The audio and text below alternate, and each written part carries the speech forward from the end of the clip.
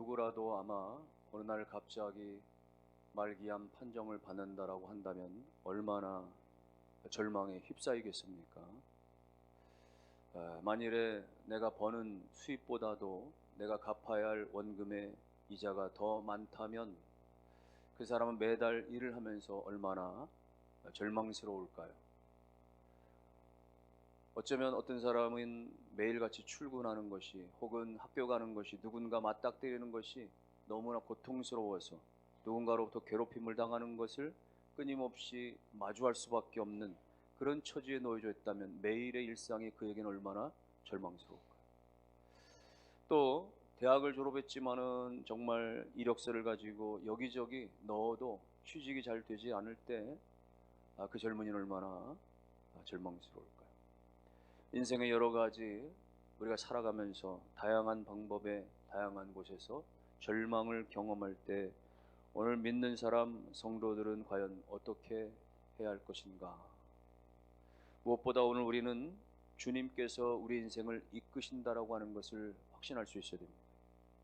주님은 우리를 이끌어내시는 분, 주님 우리를 건져내시는 분. 1절 말씀에 보면 다윗은 이렇게 고백을 합니다. 여호와여, 내가 주를 높일 것은 주께서 나를 끌어내사 내 원수로 하여금 나로 말미암아 기뻐하지 못하게 하십니다. 원수들로 말미암아서 너무나 곤경에 처해진 그 상황 속에서 주님이 나를 끌어내 주신다. 3절 말씀에서도 주님이 나를 끌어내 주신다. 수월에서, 지옥 같은 상황에서, 음부 같은 상황에서 하나님이 나를 끌어내어 주신다.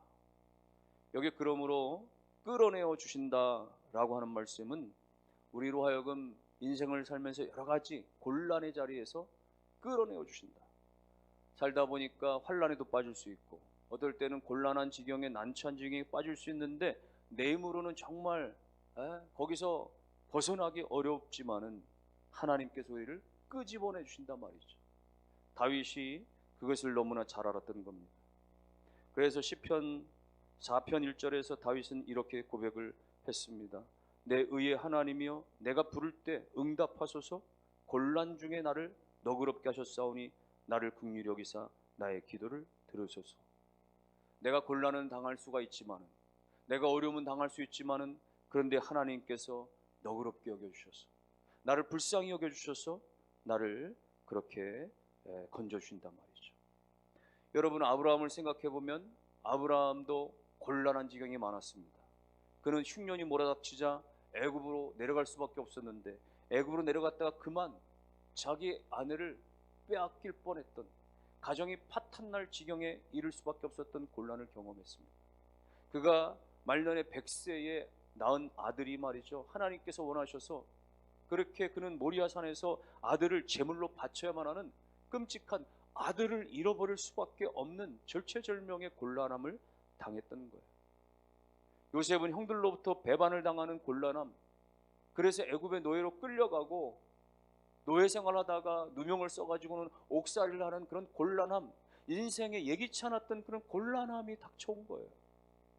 삼손은 힘이 장사였고 하나님 앞에 쓰임받았지만은 어느 날 그가 블레셋 군사들에 잡혀가지고 두 눈이 뽑혀버리는 커다란 맷돌을 말이죠, 자기 몸으로 그렇게 굴려야만 하는 그런 인생의 곤란함을 경험하게 되는 것이죠. 그리고 놀랍게도 하나님께서는 그 택하신 자, 하나님께서는 그 사랑하시는 자가 곤란을 당할 때 오늘 다윗의 간구처럼 너그럽게 여겨주시사, 하나님께서 너그럽게 여겨주심이 있기 때문에 거기서 건져주신다는 것이, 이끌어내어 주신다는 것이, 거기서 피할 길을 주신다는 것이, 거기서 인도해 주신다는 것이, 하나님은 인생의 곤란에서 이끌어내 주시는 분 뿐만이 아닙니다. 하나님은 인생이 여러 가지 우리가 심판을 받을 수밖에 없는, 우리가 징계를 받을 수밖에 없는, 때로는 우리가 그야말로 제대로 멸망을 받을 수밖에 없는 그러한 상황 속에서조차 하나님 우리를 끌어내 주시는 하나님이십니다. 여러분, 노아 시대의 사람들이 얼마나 많이 죄를 지었는지요. 하나님은 그들의 심판하시기 위해서, 물로 다 심판하시기 위해서 작정을 하시고 그리고 노아에게 방주를 지으라고 말씀하셨는데 여러분, 노아가 당대 의인이었기 때문에, 그가 의인이었기 때문에 하나님께 선택을 받은 것이 아니라 하나님께로부터 은혜를 받았기 때문에 그가 방주 짓는, 마늘 하늘 아래에서 말이죠, 산꼭대기에다 방주를 짓는, 그야말로 이해하기 어려운, 순종하기 어려운 그 일을 하나님의 은혜로 감당할 수가 있었던 것이죠. 인생은 어느 누구라도 자기 힘으로 의가 될 수 없고 자기의 노력으로 그야말로 의로워질 수가 없는 것, 오직 하나님의 성령이 함께 하실 때에, 하나님의 성령의 충만함을 덧입을 때, 주의 말씀에 순종할 때, 마늘 하늘 아래에서도 그야말로 방주를 짓는, 배를 짓는, 하나님의 말씀을 믿고 따라가는 그 사명자, 사명을 감당하게 되는 줄로 믿습니다. 그러므로 하나님께서 노아를 그 세상 멸망 가운데서 끄집어내신 것이죠. 노아와 그의 가정을 끄집어내신 것입니다. 롯 같은 사람을 생각해 보세요. 소돔성이 다 불바다가 되는 겁니다. 하나님께서 참지 못하시고 소돔성에 의인 10명조차도 없어서 그 땅을 다 멸하시고 작정하시고 천사들을 보내서 살피도록, 천사들이 가서는 그 상황을 파악하고는 긴급하게 롯과 그 가정들을 다 손잡아 이끌어냈죠. 롯과 그의 딸들과 그야말로 롯의 아내를 끌어내는 거예요. 그 성 밖으로 끌어내는 거예요. 그 불덩어리의 심판으로부터 끌어내는 것입니다. 물론 중도의 롯의 아내는 욕심을 내다가 뒤를 돌아보다가 소금 기둥이 되어져 버렸지만은, 그러나 하나님의 사랑은 천사들로 하여금 롯과 그의 딸들을 그 불구덩이에서 끄집어 내주신 것입니다. 오늘 하나님은 끌어내시는 분, 여러분과 가정과 여러분의 모든 상황 가운데 예기치 않는, 때로 여러 가지 정말로 다가오는 다양한 인생의 곤란과 그 환난과 또 심판의 여러 가지 어려움 가운데서 하나님께서 손을 붙잡아 끌어내어 주시는 그 은혜와 축복이 있으시기를 주님의 이름으로 축원합니다. 그러면 오늘 하나님 믿는 저와 여러분들은 무엇을 해야 됩니까? 어찌해야 됩니까? 우리가 할 수 있는 것은 하나님을 찾는 것입니다. 하나님께 부르짖는 것이죠. 2절 말씀해 보니까 여호와 내 하나님이여 내가 주께 부르짖음에 나를 고치셨나이다. 내가 하나님께 부르짖습니다.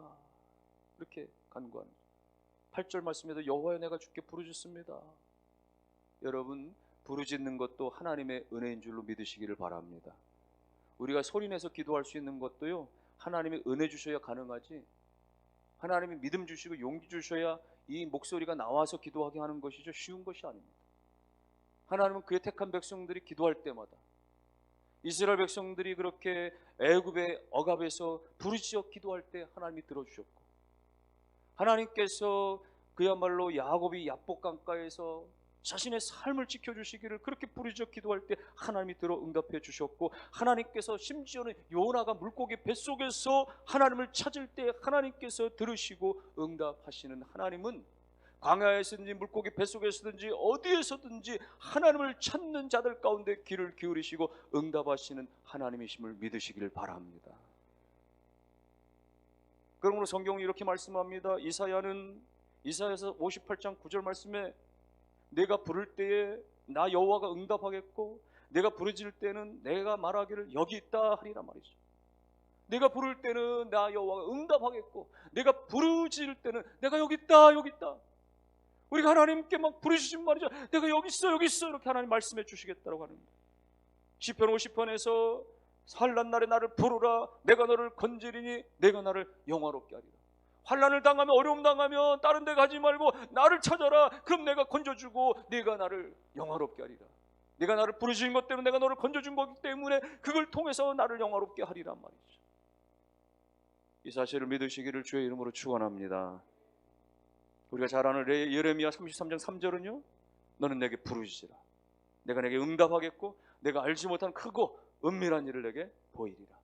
부르짖으면 응답하시겠다는 거예요. 응답에 더하기 플러스 말이죠, 알지 못하는 크고 은밀한 일까지 다 보여주시겠다 말씀하시는 것입니다. 여러분, 때로는 부르짖는 기도가 여러분의 입술 가운데 있기를 주의 이름으로 축원합니다. 물론 하나님은 우리의 읊조리는 기도, 묵상의 기도, 마음속의 기도까지 다 하시죠. 신음하는 목소리까지 다 하시는 분이신데 다 하시죠. 그러나 그럼에도 불구하고 때로는 우리가 통성으로 기도하고 소리내서 기도하고 주여 하고 기도하고 말이죠.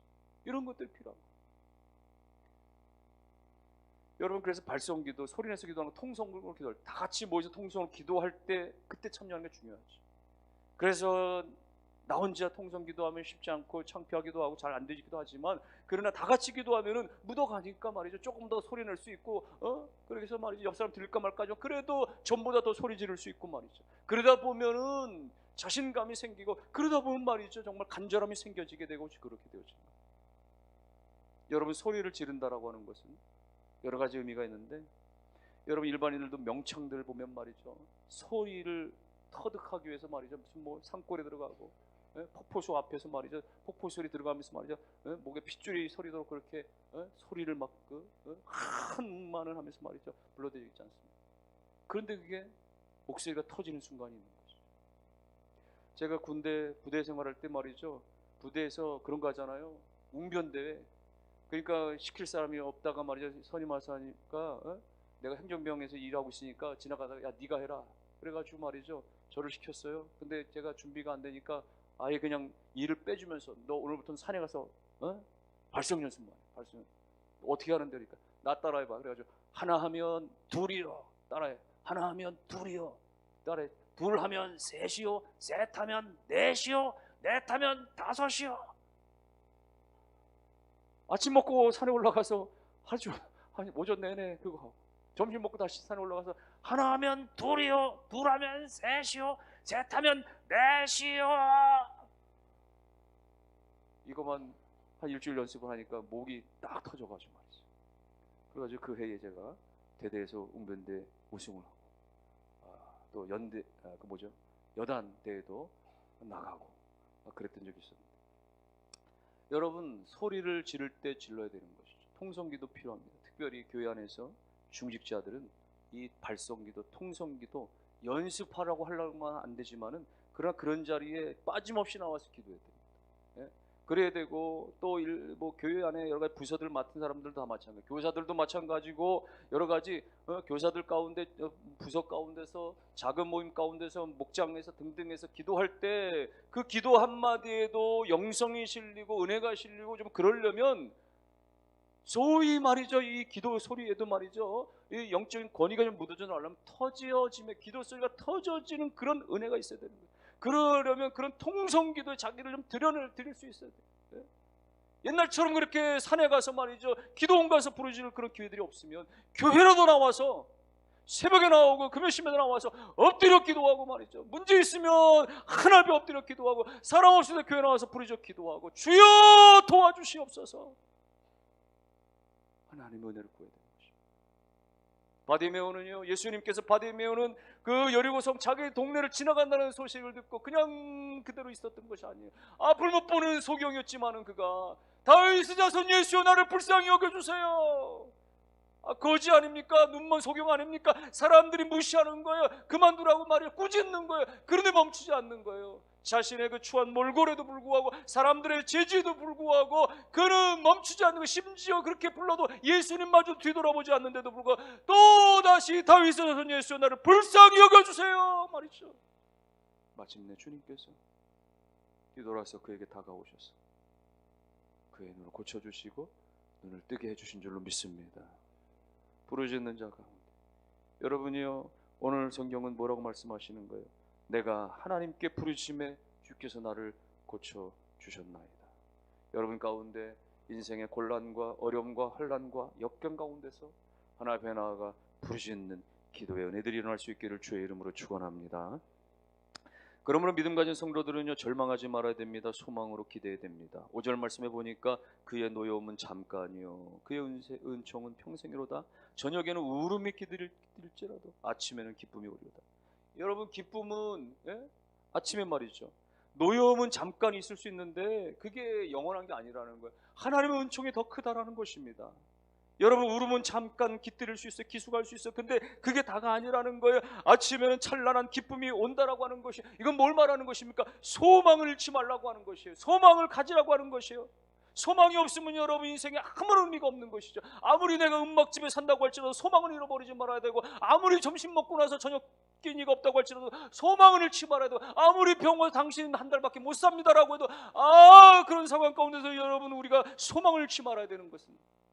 여러분, 죽음 앞에서도 우리가 소망이 있어야, 천국에 대한 소망이 있어야, 하나님 나라에 대한 소망이 있어야, 우리가 죽을 사람도 소망이 있어야 제대로 죽는 거 아니겠습니까? 그러므로 사나 죽으나 우리가 예수 안에서 소망이 있으시기를 주의 이름으로 축원합니다. 일본이 낳은 최고의 전도자라고 불려지는 가가와 히요도코라고 하는 사람이 있습니다. 이 목사님은 말이죠, 어릴 적에 아버지가 첩을 통해서, 기생인 첩을 통해서 낳은 아들인 거예요. 그런데 그 어머니, 그 본어머니 첩 기생조차도 일찌감치 여의고 말이죠. 이 가가와 도요이코는 어릴 적부터 그렇게 그 본부인 밑에서 자라면서 얼마나 구박과 그 천대와 멸시를 받았는지. 그러다가 어느 날 그 양지 바른 곳에 그가 담장 밑에 이렇게 앉아 있다가 머리가 좀 지끈하고 속이 메시꺼워서 그렇게 크게 기침을 하다 보니까 이 피가 입에서 터져 나온 거예요. 당시로서는 고치기 어려운 폐병 3기였던 것입니다. 그렇게 하루 이틀 여러 날을 지나다가 어느 날도 담벼락에 앉아서 그렇게 햇볕을 쬐이고 있었는데, 그때 그 동네에 북을 치면서 말이죠, 전도자들이 말이죠, 이렇게 찬송을 부르면서 전도 행렬이 지나가면서 예수 믿으시오, 그러면 하나님의 자녀가 되는 권세가 있습니다. 예수 믿으세요, 하나님의 자녀가 되는 권세를 누립니다. 그 말을 듣는 순간 그가 벌떡 일어나가지고, 선생님, 저 같은 가난하고 병든 자도, 저 같은 첩의 자식도 예수 믿으면 하나님의 자녀가 됩니까? 그렇습니다. 믿기만 하면 됩니다. 라고 하는 전도자의 말에 그날로부터 예수를 믿었습니다. 가가 히요도코는 그날로부터 예수를 믿고, 누군가가 그때부터 당신 이름 뭐요? 라고 물으면 내 이름은 가가와 도요히코 라고 말하면서, 나는 더 이상 첩의 아들이 아니고, 나는 더 이상 기생의 아들이 아니고, 나는 이제 하나님의 아들입니다. 하나님의 아들입니다. 마침내 그는요, 복음주의 신학교를 졸업하고 평생도록 그 고베 지역의 빈민촌에 그 사람들을 섬기면서 빈민들의 그렇게 아버지로 이름을 남는, 존경받는, 그가 설교하면 말이죠, 기녀들 가운데 기녀 생활을 때려치고 다 고향으로 돌아가는 일들이 많이 일어날 정도의 많은 사람들 가운데 영향을 끼치고 존경받는 인물이 되었다는 이야기입니다. 여러분, 삶이 너무나 울음이 있고 너무나 고통스러울지라도 마침내 그 인생 가운데 하나님이 함께 하실 때 소망이 있음을 믿으시기를 주의 이름으로 축원합니다. 여러분, 때때로 주변에 있는 사람들 보면 말이죠, 야, 정말 사람이 능력이 정말 한이 없구나, 대단하다 말이죠, 이렇게 우리가 순간 깨닫는 경우가 있어요. 머리카락이 다 빠질 정도로 중병을 앓고 말이죠, 항암 치료하고 그렇게 고통을 겪었는데도 불구하고 말이죠, 다시 힘차게 활기차게 일어나는 사람 보면은, 야, 정말 대단하다 말이죠. 아니, 파산하고 말이죠, 파산 신청하고 말이죠, 여러 가지 당하고 말이죠, 정말 모든 걸 다 잃었음에도 불구하고 여전히 이른 아침에 벌떡 일어나서 말이죠, 어디론가 향하여 출근길로 힘차게 나아가는 그 발걸음을 보면은 무엇입니까? 그 마음 속에, 그 모든 환경 속에서도 절망하지 않는, 소망을 잃지 않는 그 소망이 있기 때문인 것이죠. 여러분이 하나님을 향한 믿음의 소망을 가짐으로 말미암아 모든 것에서 넉넉히 이겨냄이 있으시기를 주님의 이름으로 축원합니다. 무엇보다도 하나님 우리를 사랑하신다라고 하는 그 사랑의 믿음을 가져야 됩니다. 5절 말씀에 그의 노여움은 잠깐이고 그의 은총은 평생이다. 이게 하나님의 사랑을 의미하는 것입니다. 하나님의 노여움은 있을 수 있죠. 오늘 우리가 잘못하니까 하나님의 징계도 채찍도 책망도 있을 수 있죠. 그러나 그건 잠깐인 거예요. 하나님의 은총은 영원하고 말할 수 없는 너무나 놀라운 겁니다. 아버지가 화를 내서 자녀가 잘못했을 때 야단을 칠 수 있고 화를 낼 수 있지만, 그러나 그 아버지 모습이 영원한 게 아니잖아요. 아버지의 전체는 인자한 것이잖아요. 아버지의 전체 평생의 모습은 사랑이잖아요. 그 아버지가 잠시 무섭다고 해가지고 말해 집을 뛰쳐나가면 되겠습니까? 네? 뛰쳐나가도 아버지는 그 아들 쫓아서 말이죠, 안타까워서 찾아가는 게 아버지고, 늦은 시간까지 돌아오지 않으면 안타까워서 밤잠을 설치는 것이 아버지 심정 아니겠습니까? 지금 시대가 그렇지 않지만은 우리들 어릴 적만 해도 다 그렇게 부모들한테 이렇게 회초리 맞고 그렇게 그러면서 자라는 세대라고 생각이 되어지는데, 저도 어릴 적에 부모님께 얻어맞은 기억들이 몇 번 있습니다. 초등학교 한 5, 6학년 때는요, 하도 공부 안 하고 그냥 맨날 늦게 들어오고 놀기만 하고 그러니까 벼르고 참다가 아버지로부터 얻어맞게 됐어요. 예? 종아리를 걷고 그 아주 묵직한 그 빗자루로 말이죠, 종아리를 얻어맞는데 얼마나 아픈지, 그 여러 대를 얻어맞고 눈물을 쏟고 막 다리가 시뻘겋게 붓고 말이죠, 예? 줄이 축축하고 근데 그날 밤에 이렇게 눈물 어리게 제가 잠이 든 것 같은데 잠이 들었다가 슬쩍 깨는 순간 아버지가 제게 와가지고 말이죠. 종아리를 걷고는 만져보시는 거죠. 그 순간 제가 잠이 깼는데 이게 또 일어나기도 뭐하고 그냥 안 깬 척하면서 가만히 있자니 좀 그런데 아버지한테 서운한 게 아니라 이제는 죄송한 마음이 들어서 나도 모르게 또 베갯잎으로 이렇게 눈물을 흘렸던 그런 기억이 있었습니다만은 여러분, 그것이 바로 아버지 마음들 아닙니까? 잠깐의 노여움은 있지만 그러나 진정으로 사랑하는 그 아버지 하나님의 마음이 그런 것이죠. 우리가 죄악 가운데 있기 때문에, 우리가 타락 가운데 있기 때문에, 우리가 그렇게 허물 가운데 있기 때문에 하나님의 징계는 있지만 그러나 여전히 하나님이 우리를 찾아오시고 여전히 우리 가운데 붙잡아 주시는 하나님의 은총, 그것이 평생의 하나님의 은총인 줄로 믿으시기를 바랍니다. 다윗으로 말하면 다윗은요, 우리아의 아내를 범하고 또 그것 때문에 우리아를 전장에서 죽게 했으니 6계명 7계명 살인하지 말라, 간음하지 말라, 2계명 다 어긴 죄인 아닙니까? 마땅히 돌에 맞아 죽어도 될 만한 그이지만은 그러나 그럼에도 불구하고 다윗이 하나님 앞에 엎드리고 하나님의 그 자비의 그 은혜로 말미암아 용서함을 받아서 그가 쓰임을 다시 받을 수 있었던 것, 슬픔의 변에서 춤이 되게 하시고 베옷을 벗어버리고 기쁨의 띠를 띌 수 있었던 것은 전적인 하나님의 은총인 줄로 믿습니다. 그러므로 사랑하는 성도 여러분들이요, 오늘 저와 여러분들 가운데 인생에 여러 가지 죄로 인한 슬픔의 자리들이 있습니까? 혹은 여러 가지 인생에 말할 수 없는 곤란의 상황들, 역경의 환란의 그런 상황들을 만났습니까? 여러분요, 그때에 사랑의 하나님께로 나오실 수 있기를 주님의 이름으로 축원합니다. 여러분, 하나님께 나오는 것을 주저하지 마십시오. 힘들어도 어려워도 하나님께 나와야 됩니다. 때로는 하나님께 나오는 것이 부담되고 정말 마음이 무겁고 사업이 안 되니까, 건강이 안 되니까, 여러 가지 어떤 관계가 힘들어지니까, 내 인생이 더 그야말로 힘들어지니까 예배도 드리고 싶지 않고 봉사도 하고 싶지 않을 때가 있지만 그때 오히려 하나님 앞에 나아가서 입술을 열어 기도하실 수 있기를 주의 이름으로 축원합니다. 하나님, 제가 주님을 찾습니다.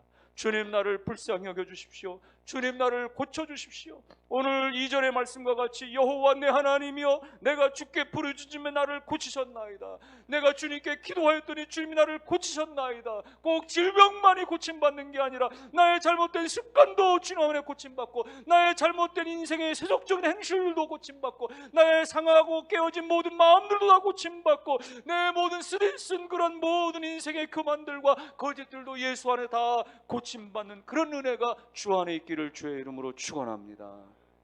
그래서 하나님 찾으시고 하나님 앞에 나오시고, 그런 여러분들 가운데 하나님께서 모든 곤란에서 환란에서 건져주시는, 그리고 고쳐주시는 그 회복해 하심이 여러분 심령과 가정과 환경 가운데 충만히 일어나시기를 주님의 이름으로 축원합니다.